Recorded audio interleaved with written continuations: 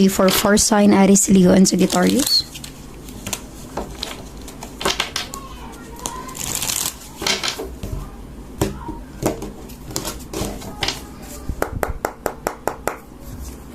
You have the King of Wands, a fire sign energy, and the Five of Cups, a water sign.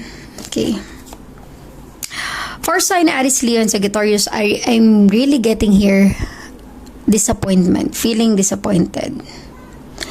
Somehow, fire sign, may mga target or goals ka in life na hindi mo na-achieve, hindi mo na-attain.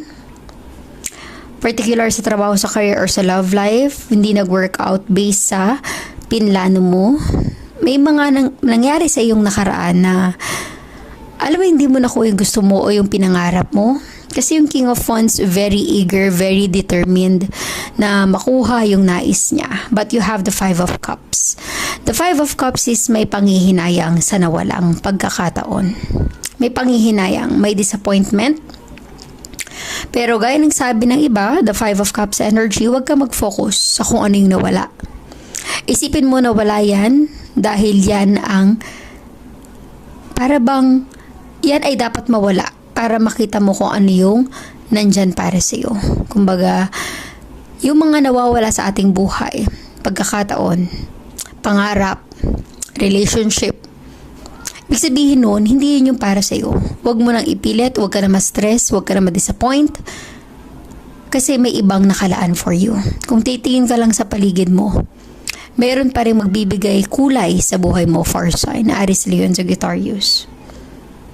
Nakaka-feel ako ng disappointment in your past situation kasi hindi mo nakuha yung gusto mo, hindi mo nagawa yung nais mo, hindi na-fulfill yung pinangarap mo. Pero the world energy ay nagbibigay senyales na there's still new beginning for you.